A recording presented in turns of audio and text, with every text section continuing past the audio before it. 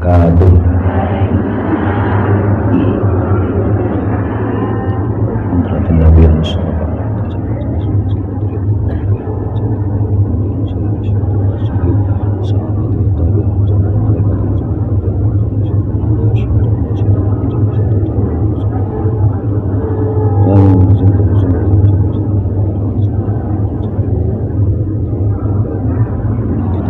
جدتنا مشايخنا مشايخنا مولانا تعالى أزواجنا وولدنا وأخواتنا ومدينة سمتنا من الجنب على القبور من المسلم رسولنا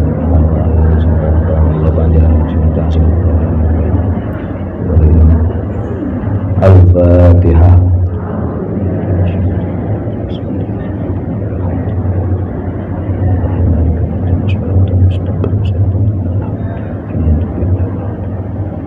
Kalamun qadimun la yumallu sama'u tanazzaha an qawli wa fi'ali wa niyati bihi ashtafi min kulli da'in wa nur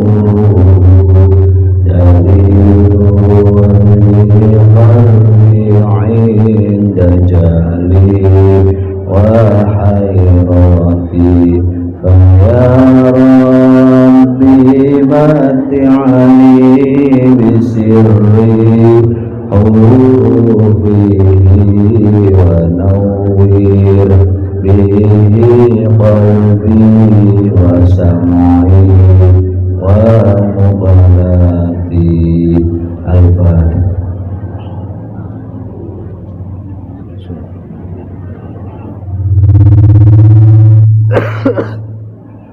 Bismillahirrahmanirrahim. Alhamdulillahirabbil alamin. Wa bihi nasta'inu ala umuri dunya waddin. Wassalatu wassalamu ala asyrafil mursalin sayyidina Muhammadin wa ala alihi wa sahbihi wa maulana ajma'in, amma ba'd. Hadratal muhtaramin wal muhtaramat, sedaya jamaah Istiqomah Qalbul Wahid yang dimuliakan oleh Allah Subhanahu wa Ta'ala. Tidak lupa secara khusus kepada seluruh pengurus harian Majelis Ta'lim Istiqomah Qalbul Wahid, pengurus Takmir Masjid Al-Yas Tenogedong, semoga semuanya senantiasa diberikan kekuatan, kesabaran, istiqomah untuk merawat kegiatan-kegiatan yang di dalamnya ada unsur lillahi kalimatillah wa linasri dinillahi Allah Ta'ala. Ibu-ibu yang dimuliakan oleh Allah, alhamdulillah pada pagi hari ini kita masih diberikan nikmat sehat walafiat, bersama-sama berkumpul di majelis yang penuh dengan rahmat, maghfirah, kemuliaan dari Allah Subhanahu wa Ta'ala. Semoga rawuhipun kula panjenengan, kehadiran kita semua benar-benar menjadi sebab Allah menambahkan kebaikan dan keberkahan dalam kehidupan kita, kehidupan keluarga kita, kehidupan pendahulu kita, kakek orang tua kita, kehidupan anak-anak kita, dan orang-orang yang senantiasa mencintai dan kita cintai. Allahumma sholli ala sayyidina Muhammad abdika wa nabika wa rasulika nabiyil ummi wa ala alihi wa sahbihi wa sallim taslima bi qadri azamati dzatika fi kulillah. Langsung saja nggih. Wau saderenge kula bikak pun didahului request oleh-oleh. Kula mboten semerap oleh-oleh nopo. Tapi pada dasarnya Allah muji syukur kehadirat Allah Subhanahu wa taala di tengah-tengah hal yang tidak mungkin. Kalau Allah mentakdirkan maka semuanya jadi mungkin. Kemarin kalau di WA kali Bu Untari dikengken milih tanggal yang kesemuanya niku kalau tasik datang perjalanan umroh dan ziarah 17 hari pas jumlah rakaat sholat 5 waktu. Nah, niku lah di pas mawon padahal di ketepaan jumlahnya sak monten. Umroh 7 hari, terus ziarah datang Yaman 6 hari, terus dan Oman 2 hari atau 1 hari setengah, terus datang tanah air, meninggalkan 4 anak kecil-kecil, paling besar kelas 3, paling kecil TKA. Karena ya itu mendadak, selama ini nggak pernah bepergian tanpa anak-anak, kemudian sekali bepergian ditinggal 17 hari meninggalkan anak-anak. Makanya harus siap lahir batin ketika orang itu pergi ibadah umroh dan haji atau umroh ziarah Rasulullah, itu ya memang siap lahir batin.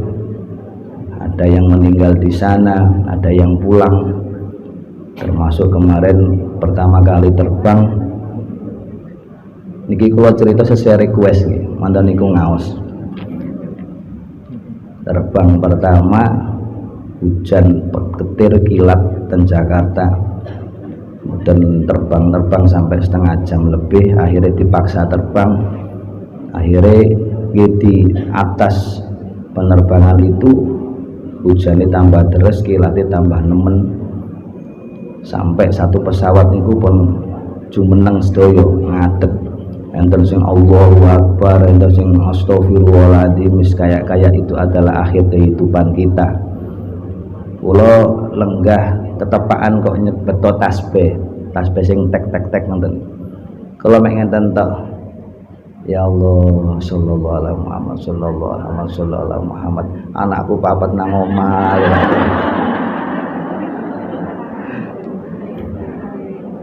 Gis nenang-nenangno hati, enggak ikut guguh dengan yang lainnya, ya pasrah pada waktu itu.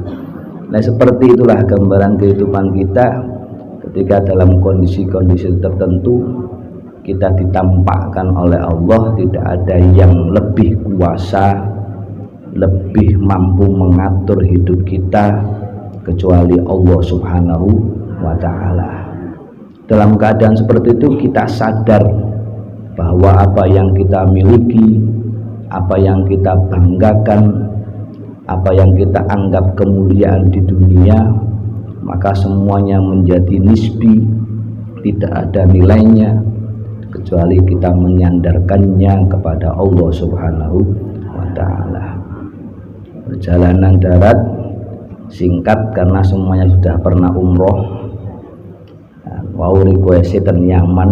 Nah, nopo sing diceritakno dari Mekah ke Yaman kita pakai kendaraan darat, perjalanan bis. Kalau saran saya, nek jenengan sesuk kok request ten Bu Untari kepingin umroh plus Yaman, nyuwune sing damel pesawat. Nah, mboten usah damel bis. Amargi perjalanan Mekah ke Yaman itu minimal 20 sampai 24 jam. Kula wingi perjalanannya menghabiskan waktu 33 jam. Istirahat hanya makan kalian sholat mawon. Nah, ya Masya Allah, kula niki ten Mekah pun loro-loroan, sing diminum paracetamol, obat pilek kali obat watuk sampai mantuk. Biasanya tiap umroh ini kan sakitnya mantun dugi griya. Nah, niku kula mboten ken dugi Mekah sampai Oman sampai ten griya niki nggih tasih niku wau. Nah, malah sing menter niku istri kula niku diparingi sehat, kula namun batin ya wis alhamdulillah, sing loro sing lanang nek sing loro sing lanang sing wedok cek telaten ngopeni, nek sing loro sing wedok ora ana sing ngopeni. Minangka niku sing terbaik dihadapan di sisi Allah Subhanahu wa taala. Di Yaman ada Khol Nabi Wahud, ada putranya Nabi Hadun. Di situ juga ada nenek atau leluhurnya para habaib, ada Ahmad bin Isa al-Muhajir, dulu di Irak kemudian hijrah karena di Irak dulu ada pembantaian keturunan Rasulullah. Untuk dihapus beliau hijrah ke Hadramaut, kemudian lahirlah putranya namanya Ubaidillah yang sekarang diperselisihkan, kemudian lahir putranya Alawi dan seterusnya sampai lahirlah para habaib ya. Dan para ulama yang lain, pengarang kitab Sulamut Taufik, ada pengarang kitab Muqaddimah Hadramiyah. Ya intinya ziarah, berangkat jam 8 pulang jam 10 malam tiap hari. Perjalanan ziarah itu ya tidak dekat, mboten ten mriki Mbah Wasil, Mbak Isan Jampes, mboten kados ten Wali Songo. Perjalanan pagi baru nyampe lokasi pertama siang, duhur 3 jam 4 jam di tengah-tengah lingkungan yang tandus, bukit penuh debu. Jadi nek jenengan niate tur religi mboten kula sarankan ten Yaman, nek niate wisata religi ten Turki mawon. Tapi nek niate ziarah siap rekoso, bener-bener nggih pun siap dengan segala keterbatasan yang ada, nggih kula rekomendasikan.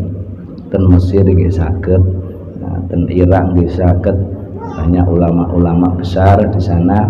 Yang penting niatnya dijaga. Niatnya dijaga, niat ziarah karena mencari ridho Allah dan wasilah beliau-beliau, kita semakin didekatkan karena termasuk semua kekasih Allah. Dengan kita berziarah kekasih Allah, kita berharap kita menjadi dekat dengan beliau sehingga kita dekat dengan Allah Subhanahu wa taala. Intinya ziarah niku kan menunjukkan kelemahan kula panjenengan, awak dhewe ngideten Gusti Allah niku kangelan.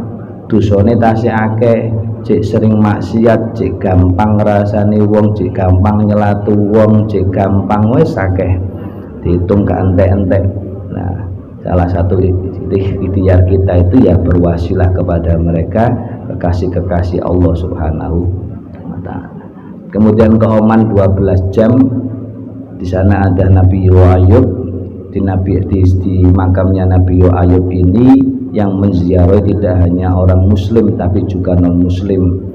Masya Allah, karena salah satu nabi yang diidolakan atau dijadikan tauladan orang-orang non muslim ya salah satunya Nabi Ayub. Tapi saya yakin seandainya di Madinah itu diperbolehkan orang non muslim masuk, itu paling ya banyak ya yang ziarah kepada Nabi Muhammad sallallahu alaihi wasallam. Terus ke Nabi Imran. Nabi Imran ini nabi tapi bukan rasul. Nabi bukan rasul, istrinya Ibu Hannah. Ibu Hannah ini yang diuji lama nggak punya keturunan, kemudian punya keturunan, lahirnya Ibu Siti Maryam. Ibu Siti Maryam melahirkan Nabi Isa. Makanya mbah-mbah kula panjenengan biyen para kiai niku nek nggawe ijazah nek kepingin lahirane gangsar diwaosaken Hannah waladat Maryam, Maryam waladat Isa, ukhruj ayyuhal walad bi qudratil malikil ma'bud. Nah, niku salah satu amalan karena tabarukan kepada Ibu Siti Maryam yang melahirkan tanpa didampingi orang tua, didampingi suami. Nah, didampingi suami dikai gangsar, diparingi gangsar. Nah, pada dasarnya niku yang saged kula critakaken nek cerita kesan pesan perasaan ya nopo ziarah nggih ngoten niku lah. Ziarah niku ada kesan yang membekas secara pribadi. Nek jenengan kepengin serap perasaan kula ya nopo sing pasti seneng, sing pasti banyak hal yang intine tathirul qalb, istilahnya wong ziarah niku kan dandani awak maneh. Dandani awak introspeksi melihat akhlak-akhlak beliau-beliau yang sudah meninggal dulu, kekasih Allah. Jadi kita tahu kekurangan-kekurangan kita, beristighfar, bertobat. Dan itulah salah satu hikmah ziarah. Ya alhamdulillah diberikan keselamatan oleh Allah Subhanahu wa taala sehingga masih bisa beraktivitas di Indonesia.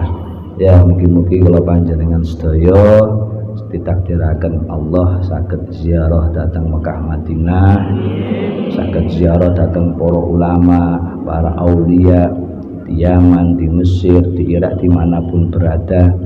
Kalau Allah mentakdirkan maka semuanya menjadi mudah, tapi dijaga niatnya. Kalau ziarah yang sudah mugi-mugi saged malih, sing dereng mugi enggal-enggal saged ditakdir kalian Allah Subhanahu wa taala. Al-Fatihah.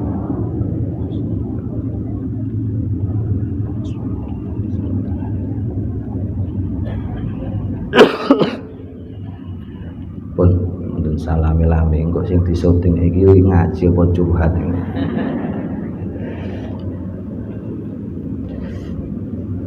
Bismillahirrahmanirrahim. A'udzu billahi minasyaitonir rajim. Bismillahirrahmanirrahim. Wa in kuntum fi raibin mimma nazzalna ala 'abdina fa'tu bi suratin min mithlihi wad'u syuhada'akum min dunillahi in kuntum shadiqin. Fa in lam taf'alu wa lan taf'alu fattaqun naral lati waquduha an-nas wal hijarah u'iddat lil kafirin. Shadaqallahul 'azim. Nek wonten sisae waktu nggih diterusaken critane. Bismillahirrahmanirrahim. Wa in kuntum fi raibim mimma nazzalna ala 'abdina fa'tu bi suratin min mithlihi. Surat Al-Baqarah ayat 23 meneruskan engkang kemarin pokoknya kemarin panjang. Tapi yang penting urut insyaAllah tasik imut. Nah, pembahasan yang sebelumnya itu mengenai ayat ya ayyuhan nasu ubudu rabbakumul ladzi khalaqakumul ladzina min qablikum la'allakum tattaqun alladzi ja'ala lakumul arda firasyan was samaa'a binaa'an wa anzala minas samaa'i maa'an fa akhraja bihi minats thamarati rizqan lakum fala taj'alu lillahi andadan wa antum ta'lamun. Menerangkan tentang perintah Allah untuk beribadah karena Allah pencipta kita dan Allah yang memberikan rizki dalam kehidupan kita. Jadi salah satu motif kita beribadah ya karena kita diciptakan oleh Allah, wa ma khalaqtul jinna wal insa illa liya'budun. Yang kedua adalah wujud syukur karena apa yang kita nikmati di dunia. Kula panjenengan saged dahar semangka, saged dahar apukat, saged dahar tempe, pecel, tumpang. Nah, niku termasuk kenikmatan yang diberikan oleh Allah Subhanahu wa taala. Kula injing dugi Kediri, dalune sing kula padosi langsung tumpang. Masya Allah, memang Indonesia itu kalau orang Yaman mengatakan, teman-teman saya yang dari Arab itu mengatakan Indonesia itu jannatud dunya, surga dunya, ono kabeh sembarang kalir. Mungkin gambaran surga itu ya seperti di Indonesia. Nah, tapi apa yang di surga seandainya kok namanya sama, rasanya beda. Foto-foto apukate jenengan mangan apukat nang dunya kalau jenengan mangan apukat dahar apukat teng surga niku rasane benten. Jenengan dahar nasi dan dunya jenengan dahar teng surga nggih benten. Nek dahar dan dunya mungkin tasik BAB. Nah, nek teng surga mboten wonten iku pokoke jenengan dahar napa sak warak-wareke. Los enak tok pokoke teng dunya. Nah, enak tok tapi usahane sing angel, perlu perjuangan. Wa in kuntum fi raibim mimma nazzalna ala abdina. Setelah Allah dalam ayat terakhir itu, wala taj'alu lillahi andada wa antum ta'lamun, mengingatkan kepada kita untuk tidak menyekutukan Allah, menjadikan Tuhan selain Allah subhanahu wa ta'ala. Setelah kita tahu bahwa yang menciptakan kita adalah Allah, setelah kita tahu apa yang kita nikmati, apapun fasilitas yang kita dapatkan itu adalah kenikmatan dari Allah, maka tidak ada alasan bagi kita, bagi setiap manusia, bagi setiap makhluk untuk menyembah atau menjadikan sesembahan atau Tuhan selain Allah subhanahu wa ta'ala. Wa in kuntum fi raibin, ketika kita sudah tahu keesaan Allah, kekuasaan Allah, maka kita juga harus meyakini setiap hal yang diturunkan oleh Allah subhanahu wa ta'ala. Dalam ayat selanjutnya Allah menjelaskan tentang kewajiban kita untuk meyakini kebenaran Al-Quran sebagai bentuk pembenaran atau kita membenarkan apa yang dibawa oleh Nabi Muhammad sallallahu alaihi wasallam.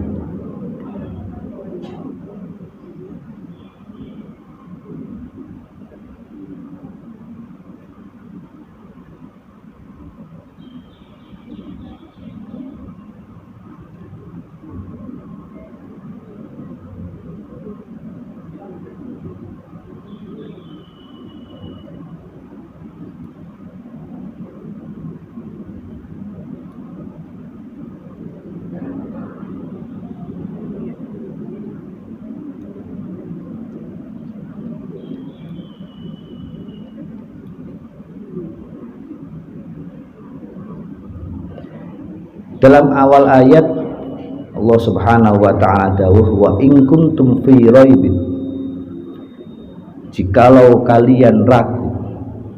Sebenarnya keraguan ini itu disandarkan kepada orang-orang munafik sama orang-orang kafir.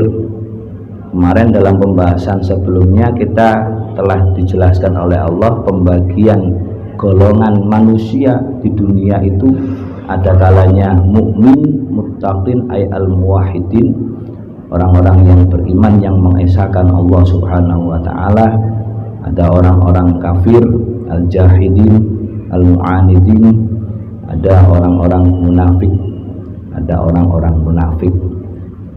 Orang mukmin tidak mungkin ragu terhadap Allah, dan tidak mungkin ragu terhadap setiap hal yang Allah turunkan, termasuk Al-Quran, hal-hal yang terkait dengan perkara-perkara gaib, tentang diutusnya Nabi dan Rasul. Maka tidak mungkin seorang mukmin itu ragu.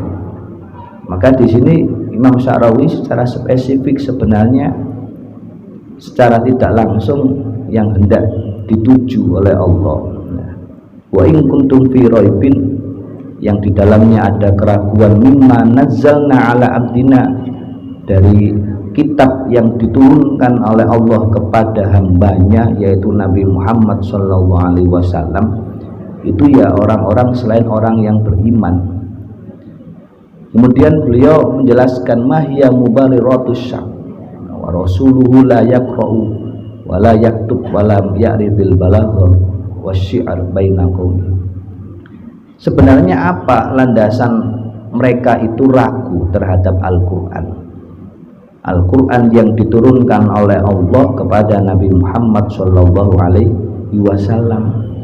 Jelas-jelas Nabi Muhammad itu la yaqra wa la yaktub, tidak bisa membaca, tidak bisa menulis, ummi. Ya, yang sering kita dengar istilah ummi. Rasulullah itu ummi. Kalau panjenengan nek gak iso maca, gak iso nulis, itu sebuah kekurangan. Nah, sebuah kekurangan. Nah, tapi bagi Rasulullah yang oleh Allah ditentukan ummi, tidak bisa membaca, tidak bisa menulis, itu sebuah kelebihan. Sebuah kelebihan yang menjadi dasar dalil bahwa apa yang disampaikan oleh Nabi Muhammad, apa yang didakwakan oleh Nabi Muhammad Shallallahu Alaihi Wasallam bukan dari pikiran, bukan dari ide beliau, tapi semua adalah wahyu Allah Subhanahu wa Ta'ala. Wa ma yantiqu 'anil hawa in huwa illa wahyu yuha. Tidaklah Nabi Muhammad itu berkata, berucap dari hawa nafsunya, tapi semua adalah wahyu dari Allah Subhanahu wa Ta'ala. Kula panjenengan menawi dalil Al-Qur'an ketoke bener, ketoke pas, tapi terkadang apa yang kita sampaikan itu muncul dari dorongan hawa nafsu untuk pembenaran atau pembelaan apa yang kita lakukan yang sebenarnya itu salah. Ada kita memaksa ngepas no. Nah, itu namanya kalimatul haq uridu bihal batil. Nah, benar tapi kostumnya tidak benar, dipakai untuk hal yang tidak benar. Nah, tapi Rasulullah tidak. Apa yang beliau dawuhkan, kita tahu bahwa Al-Quran itu turun pertama kali di Lauhul Mahfud, kemudian di Baitul Izzah, di langit dunia yang kita kenal dengan kalau bulan Ramadan ada peringatan nuzulul Quran, itu inzal, tanzil, inzal, Allah menurunkan secara duf'atan wahidatan, lengkap lafdon wa maknan di Baitul Izzah, itu pas di malam Lailatul Qadar. Nah, di malam Lailatul Qadar ada yang mengatakan tanggal 24 Ramadan dan segalanya, tapi tradisi kita memperingati peringatan nuzul Quran juga ada riwayat yaitu pada tanggal 17 Ramadan. Nah, kemudian tanzil itu Allah menurunkan kepada Nabi Muhammad. Nah, makanya di sini di ayat ini Allah memakai redaksi mimma nazzalna ala abdina. Nazzalna ay nazzala yunazzilu tanzilan. Jadi tanzil diturunkan kepada Nabi Muhammad selama berapa tahun? 23 tahun. Munajjaman, bertahap sesuai dengan peristiwa yang meliputinya sampai 23 tahun. Kanjeng Nabi belajar untuk ilmu Al-Quran dari Allah selama 23 tahun. Kula panjenengan ngaji sak jam kepingin pinter dadak, kira-kira saged boten. Nah, makanya di sini satu pembelajaran cari ilmu itu minal mahdi ilal lahdi sampai mati. Nah, wis kono entek ilmu Allah itu luas. Nah, sesempurna makhluk Allah Rasulullah Shallallahu Alaihi Wasallam 23 tahun sempurna lafdan wa maknan dapat menyampaikan semua yang diwahyukan oleh Allah Subhanahu wa Ta'ala. Kalau panjenengan gitu 3 kali lipat, kalau panjenengan kasih banyak kekurangan. Salah satu hikmah yang bisa kita ambil 23 tahun. Wa in kuntum fi raibin. Makanya tidak ada alasan sebenarnya. Yang kedua, wasaniya anna Rasulullah sallallahu alaihi wasallam la yakdibu abadan wa la ya'rif anhu kadibun qabla taklifi bil lisan. Rasulullah itu mboten pernah bojo. Nek kula panjenengan kecilik wis lintutan biasane. Kados kula seiling kula nek siang niku mesti kali ibu digengken tilem. Terus didampingi tilem di pinggir ibu, action tilem. Ibu tilem melayu bal-balan. Tilem mau nggih tilem, padahal action tilem. Ngoten niku pun action disengeten niku. Rasulullah layak dibu abadan walam ya'rif anhu kadibun qabla taklifi bi risalah. Nah, balkanu yalaqabunahu bis-shadiqil amin. Oleh karena itu dilakopi as-shadiqul amin, manusia yang jujur yang dapat dipercaya. Nah, tidak mungkin Rasulullah itu berbohong. Oleh karena itu tidak ada alasan bagi Rasulullah itu menyampaikan sesuatu yang tidak benar. Tapi kenapa kemudian mereka ragu? Nah, di sini Imam Syarawi mengatakan la syakka annahu dakhala min babil batil wal batil la hujjata lahu. Karena memang ada dorongan untuk melakukan kebatilan. Wong niku nek nglakoni keburukan, kebatilan, ora usah dalil. Napa jenengan kok napa jenenge kok gak salat? Embuh cek males. Mboten dalile. Napa jenengan kok senengane maksiat? Embuh kok penak ya. Jadi tidak ada dalil hujjatalahu sing berakal. Sama mereka meragukan Al-Quran, dikatakan apa dasar mereka? Tidak ada. Jelas-jelas itu adalah kalamullah yang diturunkan kepada Rasulullah, tapi memang ada unsur melakukan kebatilan. Wabila syakin laqad khadahu anfusahum bi annahum la yartabuna fil Qur'an walakinnahum kanu yuridunahu ay yunzila ala sayyidin min sadati Quraisy. Tidak ada keraguan sebenarnya, niki versinya Imam Syarawi, dalam hati mereka terhadap Al-Quran, tapi ada sedikit kecemburuan. Tidak rela Al-Quran yang sempurna sebagai sesuatu yang mukjizat yang oleh Allah turunkan itu diturunkan kepada Muhammad, kepada Nabi Muhammad. Pinginnya itu diturunkan kepada tokoh mereka, pemimpin mereka. Ibaratnya kalau panjenengan punya junjungan, punya yang jenengan tokohkan, di kampung lah misalnya. Kok ana wong anyar luwih hebat, kira-kira jenengan berusaha menyingkirkan orang ini agar kehebatannya tidak muncul, napa memberikan ruang. Nah, secara umum itu kecenderungan manusia tidak mau ada sisi apa istilahnya nepotisme, fanatisme kelompok, kudu orang saya. Nah, padahal orangnya tidak alim, tidak lebih baik, tidak lebih ahli dalam ilmu itu dibandingkan orang yang lebih ahli.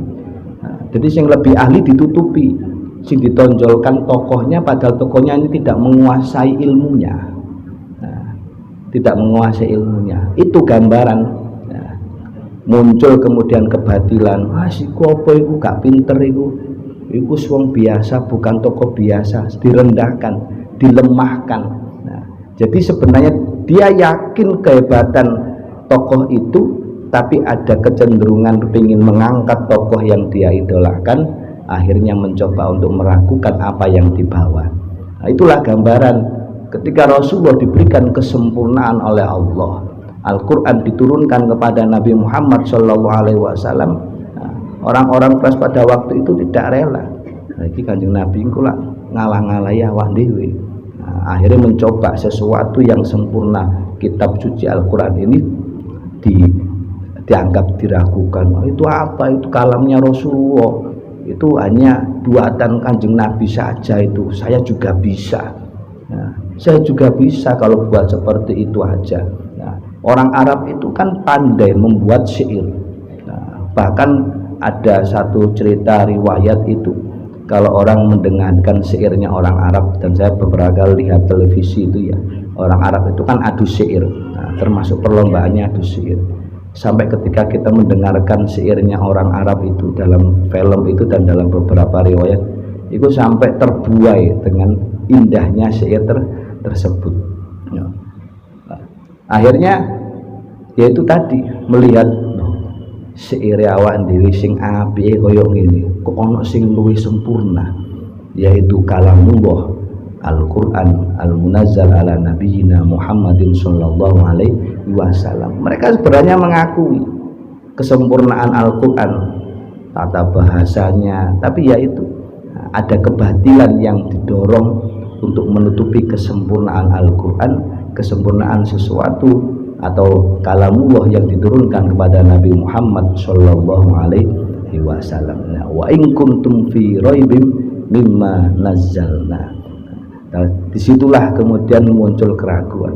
Nah, ini pelajarannya yaitu kadang apa yang kita upayakan untuk merendahkan sesuatu itu bukan karena dia rendah, tapi karena kita takut apa kemuliaan atau kesempurnaan yang dia miliki mengungguli sesuatu yang kita miliki atau sesuatu yang kita bawa.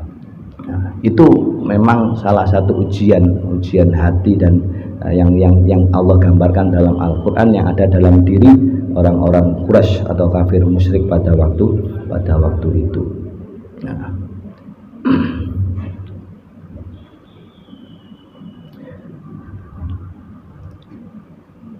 Mimma nazzalna ala abdina, Allah menurunkan Al-Quran ala abdina, kepada hamba kami, yaitu Nabi Muhammad Shallallahu Alaihi Wasallam. Abdun ini adalah status paling tinggi manusia di sisi Allah Subhanahu wa Ta'ala. Sebagaimana salah satu ayat Al-Quran, ayat pertama surat Al-Isra, ya, yang menggambarkan peristiwa Isra, ya, perjalanan Rasulullah dari Masjidil Haram menuju Masjidil Aqsa. A'udzubillahi minasyaitonir rajim. Bismillahirrahmanirrahim. Subhanalladzi asra bi 'abdihi lailan minal masjidil harami ilal masjidil aqsa. Al-ayat. Maha suci Allah yang memperjalankan ala 'abdihi. Jadi peristiwa yang luar biasa yang tidak mungkin dilakukan oleh orang biasa, itu Allah menisbatkan kepada hambanya. Nah, jadi hamba ini adalah status tertinggi. Kalau panjenengan nek pun dados hambane Gusti Allah pun cekap, itu status paling mulia. Nah, nek dereng saged status hambanya namanya ubaid.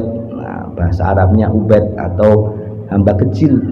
Nah, hamba kecil itu cara Allah merintah niku tasik mikir. Salat apa ya salat? Carane aku salat apa ya nggarai sugih. Nah, aku salat apa ya nggarai uripku tenang. Nah, tapi kalau abdun itu ketika Allah perintah berangkat. Ketika Allah melarang tinggalkan. Nah, itu yang menjadi karakter Rasulullah.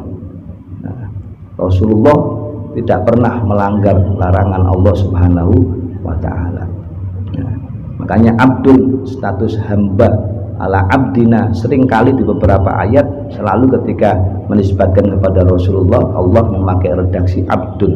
Nah, ini menunjukkan wa ma khalaqtul jinna wal insa liya'budun. Status tertinggi kita adalah ketika kita mampu benar-benar menyelami nilai-nilai ibadah lahir batin kita kepada Allah Subhanahu wa Ta'ala. Ya ayyuhan nasu budu rabbakumul ladzi khalaqakum wal ladzina min qablikum la'allakum tattaqun. Nah, itu. Kemudian Al-Qur'an ma huwa Al-Qur'an. Nah, mimma nazzalna 'ala abdina, setelah kita tahu Al-Qur'an turun 3 kali, sekarang ma huwa Al-Qur'an. Al-Qur'an iku napa? Al-Qur'an huwa al-lafdu al-munazzal 'ala nabiyyina sallallahu alaihi wasallam al-muta'abbad bi tilawatihi al-mutahaddi bi aksari suratin minhu. Al-lafdu al-munazzal 'ala nabiyyina sallallahu alaihi wasallam. Jadi Al-Qur'an itu turun lafdon wa maknan. Lafdon wa maknan. Jadi lafaz dalam Al-Quran dan maknanya semuanya adalah wahyu dari Allah Subhanahu wa Ta'ala. Tapi saut, ya, jadi yang keluar, jenengan itu hadis itu dahulu, kodim dahulu, kalamun azaliyun. Tetapi ketika sudah kita baca terus muncul kalimatnya, itu kalimat yang kita baca itu baru namanya hadis. Jadi yang qadim, yang tertulis sama makna yang dikandung itu adalah wahyu dari Allah Subhanahu wa Ta'ala, itu ar-rajih menurut madhab Ahlussunnah wal Jamaah. War-rajih annal munazzal al-lafdu wal makna. Jadi jangan menganggap bahwa lafaz yang tertulis ini niki hanya tulisan siapa sahabat, itu semuanya adalah redaksi dari Allah Subhanahu wa Ta'ala. Nah, ini yang kemudian membedakan jenengan sering mireng Kanjeng Nabi dawuh terus qala Allah taala. Nabi dawuh tapi kemudian disandarkan kepada dawuhipun Allah Subhanahu wa taala. Niku naminipun hadis qudsi. Hadis qudsi itu makna petunjuk dari Allah, maknanya dari Allah Subhanahu wa taala, tapi redaksinya dari Rasulullah Shallallahu alaihi wasallam. Nah, kalau Al-Qur'an lafaz dan maknanya semuanya dari Allah Subhanahu wa taala. Oleh karena itu Syekh Muhammad bin Alwi Al-Maliki dalam kitabnya Al-Qawaid Al-Asasiyah fi Ilmi Mustalah Al-Hadis niku membagi perbedaan Al-Qur'an dan hadis. Nah, Al-Qur'an niku jelas mukjizat. Al-Qur'an niku mukjizat. Mukjizat niku nggih tidak ada yang bisa menandingi. Nah, niki nangken keterangan mukjizat niki redaksi ayat selanjutnya faktu bisuratim min mithli. Terjaga dari perubahan sepanjang masa. Kodifikasi mulai awal Khulafaur Rasyidin sampai sempurna di zaman Khalifah Utsman bin Affan. Dalam hafalan para sahabat ditulis, kemudian dijelaskan oleh Allah dalam Al-Quran, inna nahnu nazzalna dzikra wa inna lahu lahafidun. Allah yang menjaga, Allah yang menjaga Al-Quran. Nah, ini hikmahnya ngeten. Ketika Allah sudah membuat kepastian ya, statement dawuh gitu, dawuh. Nah, Al-Quran itu tidak mungkin ada perubahan atau pengubahan atau pergantian sepanjang masa. Nah, Allah yang menjamin dalam Al-Quran sendiri. Nah, tapi apakah kemudian jaminan Allah itu tanpa sebuah perbuatan? Kan boten. Nah, diwujudkan dalam perbuatan manusia. Di situ para sahabat menghafal Al-Quran, menulis turun temurun sampai zaman sekarang. Nah, ini wujud penjagaan dari Allah Subhanahu wa taala. Sampai hari kiamat insya Allah tetap ada para penghafal Al-Quran. Karena itu wujud penjagaan Allah terhadap Al-Quran. Nah, sami kalau panjenengan nek dijanjikan oleh Allah niku wis yakinlah awak dhewe iki nek rabi mesti rezekine kecukupan. Nah, manono rabi wong loro penggaweane turu. Nah, kira-kira rezeki ini ketok napa mboten? Kedak enten pergerakan. Nah, itu namanya si sunnatullah ya, sunnatul kauniyah. Nah, makanya janji Allah itu harus dibarengi dengan amal soleh, amal perbuatan. Al-Quran diriwayatkan lafdon wa maknan. Terus Al-Quran dalam madhab Syafi'i ini mboten angsal dipegang ketika berhadas kecil dan tidak boleh dibaca saat berhadas besar. Ala ikhtilaf ya. Nah, ini ngonten ihtiyatnya seperti itu. Karena ada yang mengatakan nek berhadas kecil tasik boleh maos lah. Tapi ada yang memang tidak memperbolehkan. Ihtiyatan mboten usah. Sakit ikhtiroman kepada Al-Quran ketika kita membaca ya dalam keadaan suci. Kemudian membaca Al-Quran ibadah.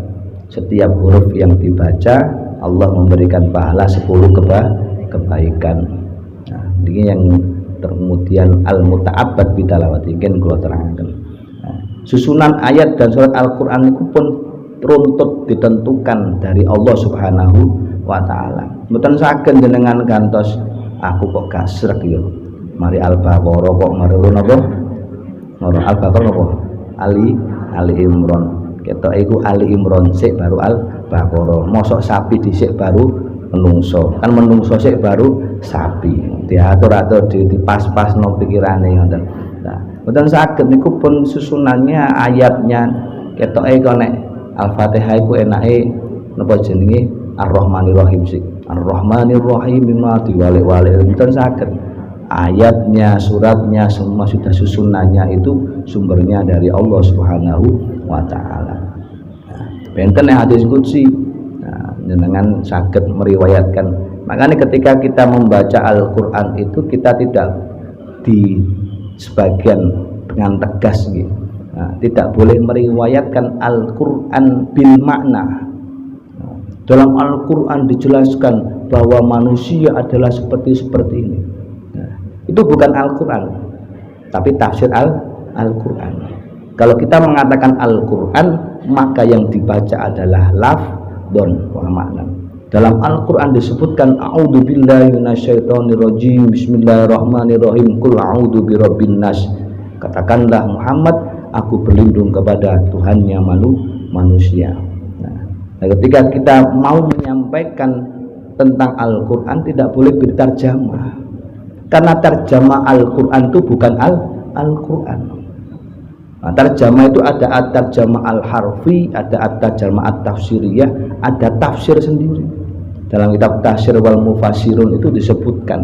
Nah, makanya nek kalau panjenengan nyekel Al-Quran yang di situ lebih banyak tulisan Latinnya atau terjemahnya itu, nah, sebagian ulama menegaskan itu diperbolehkan meskipun kita dalam keadaan hadas.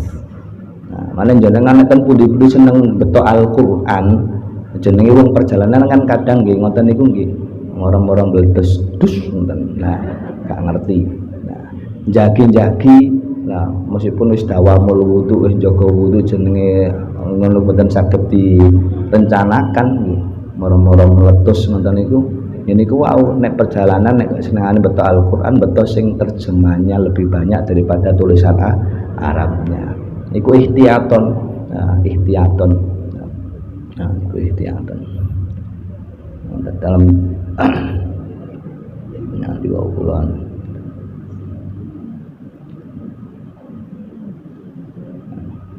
terus terjemah harfi apapun bentuk bahasa. Makanya ketika kalau panjenengan sholat, nah, khutbah itu kan ada rukun-rukun yang tidak boleh diganti, termasuk membaca sebagian Al-Quran. Nah, mboten saged kedah diwaos ayatnya, mboten saged bitarjamah. Sholat nggih ngonten, rukun sholat napa maos Al-Fatihah. Terus jenengan gantos segala puji bagi Allah Tuhan semesta alam yang maha pengasih lagi maha penyayang, yang merajai manusia, Malik Yaumiddin, ya, yang menjadi penguasa hari kiamat dan sebagainya. Mboten saged alasane kula mboten saged bahasa Arab. Ya, tetap karena termasuk rukun ketika tidak dibaca atau dibaca dengan terjemah maka sholatnya tidak sah karena bukan termasuk Al-Quran. Nah, bahkan ada yang mengharamkan orang itu tarjamah bil harfi. Nah, tarjamah bil harfi itu tidak bisa karena tidak ada yang bisa mewakili apa yang menjadi lafaz dari Allah Subhanahu wa taala. Ya, yang mungkin bisa at-tarjamah bit tafsiriyah. Tafsir itu kandungan maknanya. Nah, jadi terjemah itu tafsir semua itu. Nah, bukan tarjamah bil lafzi. Nah, bagaimana maksudnya tarjamah bit tafsir itu? Ya syaratnya ada beberapa syarat di sini ya. Jadi orang kalau ingin menerjemah tafsir Al-Quran ya harus menguasai yang pertama ilmu lugha. Nah, ini dari bahasa ini artinya ini, tafsirnya ini, dari kitab tafsir ini. Nah, kemudian disampaikan. Nah, dalam Al-Quran ayat ini maksudnya adalah seperti ini. Jadi kalau kita ingin menyampaikan sesuatu kalau nggak hafal ayatnya disampaikan. Nah, dalam tafsir Al-Quran, nah, dijelaskan bahwa Al-Baqarah menerangkan seperti ini. Jadi kita menjelaskan tafsir Al-Quran bukan Al-Quran. Nah, kalau kita mengatakan Al-Quran tapi yang kita sampaikan terjemahnya itu belum mencukupi. Nah, makanya hati-hati, itu menunjukkan ihtiraman kita kepada kemukjizatan atau wahyu dari Allah Subhanahu wa ta'ala. Al-Quran itu diturunkan kepada Allah tujuannya dua. Nah, dalam kitab tafsir Tafsir wal Mufassirun, qauluhu ayatan dalatan ala sidqin nabi fima yabluhu an rabbihi wa dzalika biqaunihi mu'jizan lil bashar. la yaqdiruna 'alal ityan bimisli wal istamal insu wal jin 'ala dzalik wasani hima hidayatun nas lima fihi salahuhum fid dunya wa akhirah. Yang pertama, Al-Quran diturunkan itu sebagai tanda kebesaran Allah yang menunjukkan kebenaran apa yang disampaikan oleh Kanjeng Nabi Muhammad Shallallahu Alaihi Wasallam. Jadi Al-Quran ini adalah pembenar. Kalau panjenengan nyekeli Quran tapi mboten ngeyakini Kanjeng Nabi Muhammad Shallallahu Alaihi Wasallam itu tidak benar. Karena turunnya Al-Quran kepada Nabi Muhammad sebagai pembenar pengakuan Allah kepada Nabi Muhammad dan apa yang dibawa atau risalah yang dibawa oleh Nabi Muhammad Shallallahu Alaihi Wasallam. Nah, itu yang pertama. Nah, ini nanti di ayat ini yang diterangkan. Yang kedua, tujuannya Al-Quran hidayatun nas lima fi, sebagai petunjuk bagi manusia. Jadi Al-Quran kalau panjenengan nek bingung piye nak ngene iki yo, jawabannya ada di Al-Quran. Kalau tahu, nah, jenengan punya problem apa, jawabannya di Al-Quran. Nah, petunjuk kalau kita ingin baik, petunjuk kebaikan ada di Al-Quran. Kurang jelas dijelaskan oleh hadis biasanya. Ya, kalau mujmal mubayyinnya adalah al-hadis dan lain sebagainya. Syahrul Ramadan alladzi unzila fihi al-Qur'an hudal linnasi wa bayyinatin minal huda wal furqan al-ayah. Bulan Ramadan yang diturunkan di dalamnya Al-Qur'an sebagai petunjuk. Ini fungsi Al-Qur'an. Nah, yang kita bahas di sini adalah fungsi Al-Qur'an yang pertama. Tujuan Allah menurunkan Al-Qur'an sebagai pembenar risalah yang dibawa oleh Nabi Muhammad Shallallahu Alaihi Wasallam. Faktu bisuratim bimithlihi, tadi keraguan muncul karena kebatilan. Nah, terus ditantang. Nah, alah nek seperti itu saya juga bisa buat syair sebagaimana syairnya Rasulullah. Nah, ditantang. Nah, kemudian dijawab oleh Allah turun wahyu. Faktu bisuratim bimithlihi. Nah, di sini yang dimaksud kemudian apa jenenge?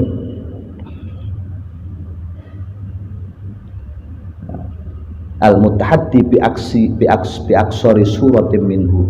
Nah, surat minimal surat itu terdiri dari awal dan akhir. Nah, para mufasir mengatakan dinamakan aksori surat, minimal surat ya. Bi aksori surat yang dimaksud di sini adalah satu surat itu adalah 3 kalimat. Nah, bi aksori 3 ayat ya, 3 ayat. Nah, 3 ayat. Nah, bi aksori suratim minhu. Nah, disuruh faktu bisuratim mislihi, ndak ada yang bisa. Nah, ndak ada yang bisa. Wat usyatakum, wis celuan tokoh-tokohmu paling hebat, pemimpinmu, bahkan Tuhan yang kalian sembah. Nah, Tuhan yang kalian sembah. Nah, in kuntum shodiqin, kalau tuduhan kalian benar. Nah, fa in lam taf'alu, tapi kalau kalian ndak bisa, Allah dawuh. Nah, walan taf'alu, dan pasti ndak bisa. Tidak kesial seperti itu, tidak mungkin bisa. Nah, fattaku, oleh karena itu bertakwalah.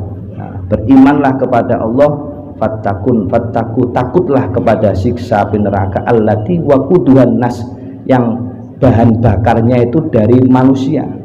Jadi ngepole api neraka iku bahan bakare menungso.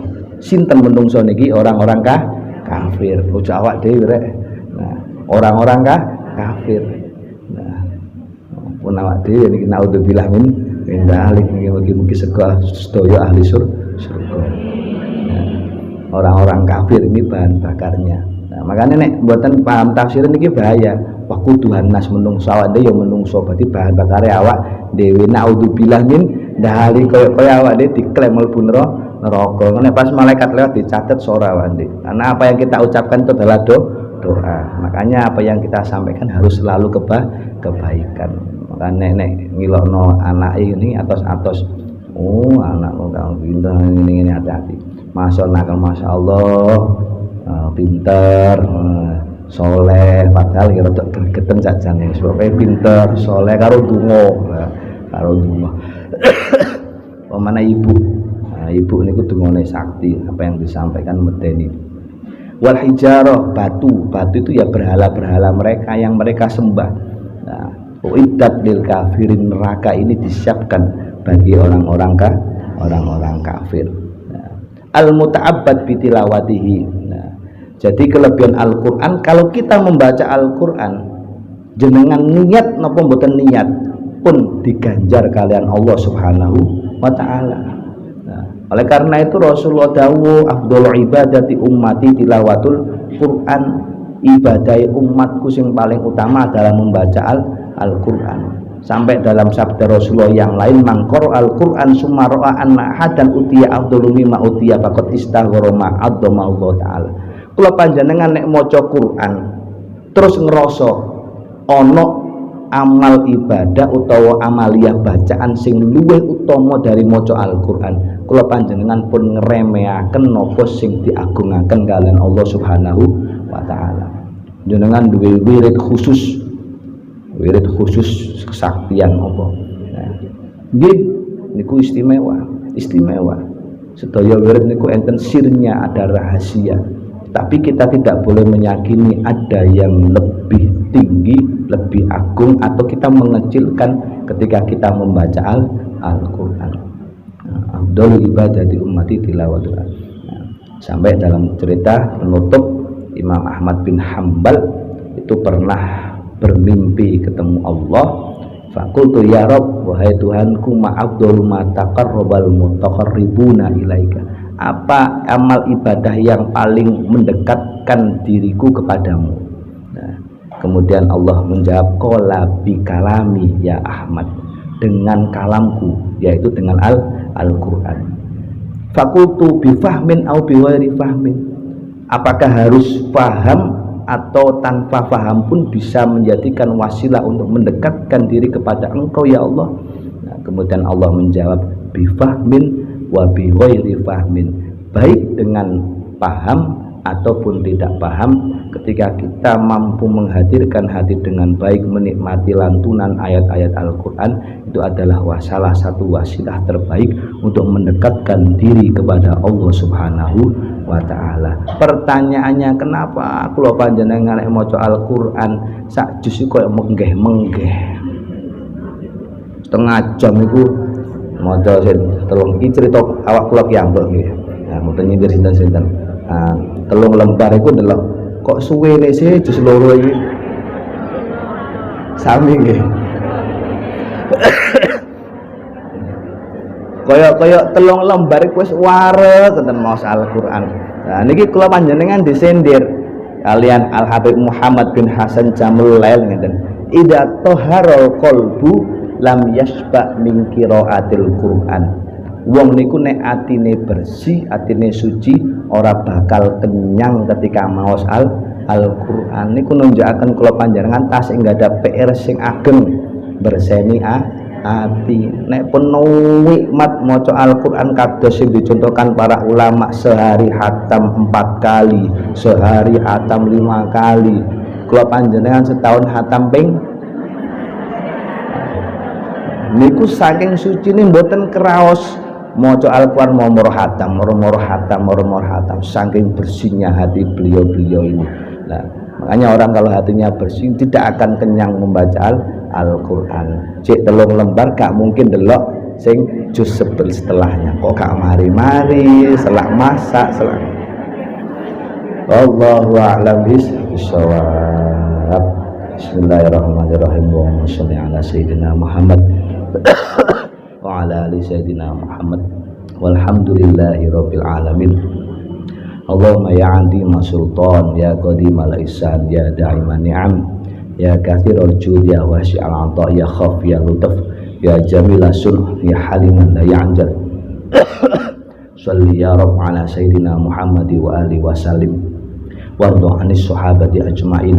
Allahumma lakal hamdu syukra wa lakal mannu fadlah wa anta rabbuna haqqah wa nahnu 'abiduka riqah wa anta lam tazal lidzalika ahlah. Ya muyassir kulli asir wa ya jabir kulli kasir wa ya sahiba kulli farid wa ya muhniya kulli faqir wa ya muqawwiya kulli dha'if wa ya ma'man kulli makhif yassir alaina kulla asir fataysirul asir alaika yasir. Allahumma ya man la yahtaju ilal bayani wat tafsir hajatuna katsir wa anta alimun biha wa khabir. Allahumma ya muyassir kulla asir yassir muradana bi fadlikal wasi'. Allahumma ya muyassir kulla asir yassir muradana bi fadlikal wasi'. Allahumma ya muyassir kulli asir yassir muradana bi fadlikal wasi'. Allahumma yassir muradatina min muradati din wa dunya wal akhirah wa sahil umurana min umuri dini wa dunya wal akhirah waqdi hawaijana min hawaiji dini wa dunya wal akhirah. Allahumma yassir lana ziyarata Makkah wa Madinah li adai nusukil haji wal umrah wa li ziyarati maqami nabiyyika Muhammadin sallallahu alaihi wasallam marratan ba'da marrat bin ghairi ta'bin wala masyaqqatin wala nasabin bisihhati wal afiyah innaka ala kulli syai'in qadir. Allahumma ja'al umratana umratan mabrurah wa sa'yan mashkura wa damban maghfura wa tijaratan lan tabur. Ya alima ma fis sudur akhrijna minadh dhulumati ilan nur. Rabbana hab lana min azwajina wa dhurriyyatina qurrata a'yun waj'alna lil muttaqina imama. Allahumma ja'alna wa ahlana wa auladana wa ikhwanana wa akhawatina wa qarabatina wa ashabana wa talamidana wa jama'atina wa man hadara fi majlisina hada min ahli ilmi wa ahli khairi wa ahli al-Qur'an wa la taj'alna ya Allah wa iyyahum min ahli al-jahli wa ahli al-dhayri wa ahli al-tughyan. Allahumma khtim lana bil Islam wa khtim lana bil iman واختم لنا بحسن الخاتمة واجعل آخر كلامنا عند انتهاء آجالنا قول لا إله إلا الله محمد رسول الله. ربنا ظلمنا أنفسنا وإن لم تغفر لنا وترحمنا لنكونن من الخاسرين. اللهم اغفر لنا ولوالدينا وارحمهما كما ربيانا صغارا واغفر للمؤمنين والمؤمنات والمسلمين والمسلمات يا رب العالمين. ربنا آتنا في الدنيا حسنة وفي الآخرة حسنة وقنا عذاب النار. وصلى الله على سيدنا محمد الأمي وعلى آله وصحبه وسلم. سبحان ربك رب العزة عما يصفون سلام على المرسلين والحمد لله رب العالمين في كل لحظة أبدا عدد خلقه ورضا نفسه وزنة عرشه ومداد كلمات الفاتحة.